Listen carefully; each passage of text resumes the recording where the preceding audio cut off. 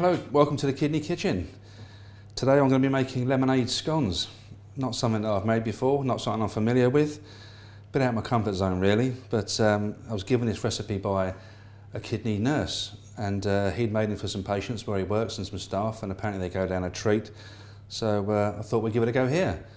So, three ingredients. What could be easier? We've got 450 grams self-raising flour, 250 ml of double cream and 250 ml of lemonade. And you literally just put the three together, mix them up and knead them and cut them out. So let's give it a go. So that's my double cream.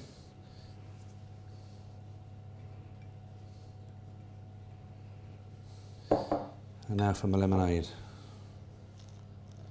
I'll tell you what, I'm going to get my hands in there.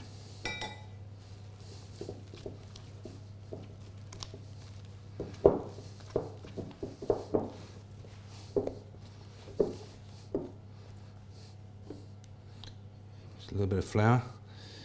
So it's come together like a traditional scone mix. A little bit wetter, I suppose, if anything. Bit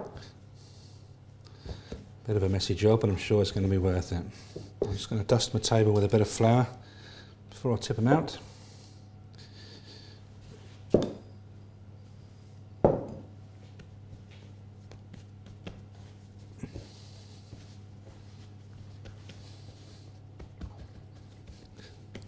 That's it, I think that's about it. Just brought the dough together, a little bit more flour. So we're not actually kneading the mix at all, we're just bringing it together. And now we're going to try and cut a few out. There you go, so I've got a little fluted cutter, just dipping in a bit of flour.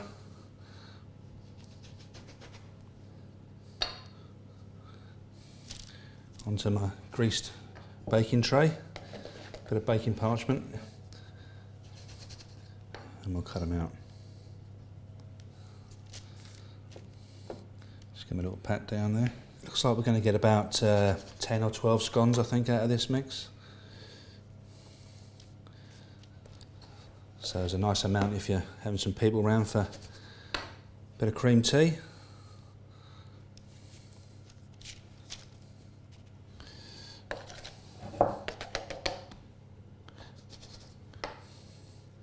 It does definitely feel a little bit wetter than a traditional scone mix. There we go, 12 scones. That was pretty easy. Now just a bit of milk on the top, just to give them a nice bit of colour when they're in the oven. There you go. I've preheated my oven, 180 degrees, 190 degrees, see, something like that, in a fan oven, for about 12 to 15 minutes.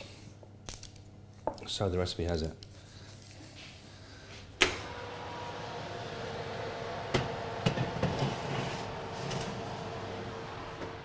Okay, so 15 minutes has passed. A little timer's just gone off to tell me that, and they smell like they're ready. Let's have a look.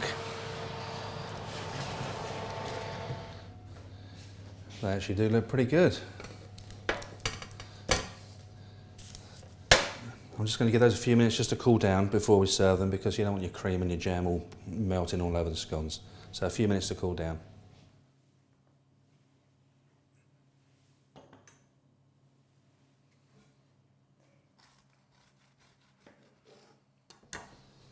There we go, nice and moist.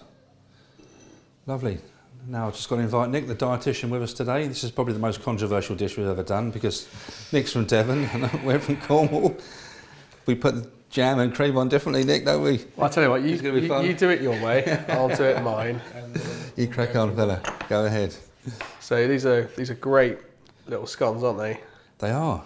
I must admit, I was a bit dubious about the recipe when I was given it the other day, but they look nice. They don't look good. Look not too dissimilar to a normal scone. Well, that's the thing. I suppose we've replaced the baking powder with lemonade to give it that extra rise, and by doing so, we've actually cut down a little bit on the extra potassium and phosphate that you'd get from the baking powder. Sure. So I think we've made it much more kidney friendly. Jam first. I'm not happy. Yeah, I'm not happy. Oh dear, this is controversial. But again, you know, the size is brilliant. I think we're probably aiming for kind of one of these as a portion. Yeah. And I think if you were still having to be mindful of your phosphate intake, taking a phosphate binder with it, a lot of patients are on these phosphate tablets, it would probably be advisable to do so. Sure. Get into it, have a try. I'm going to. I can actually smell the lemonade when they were cooking. You can, yeah. Yeah.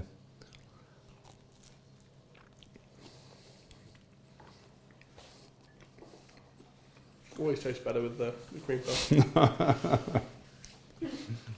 I like those, Nick, they're good. They're good. I suppose if you weren't too worried about the potassium, you can maybe add some berries, some blueberries or some dried cranberries into the actual scone mix. That's a lovely idea, yeah. Give it a bit of colour.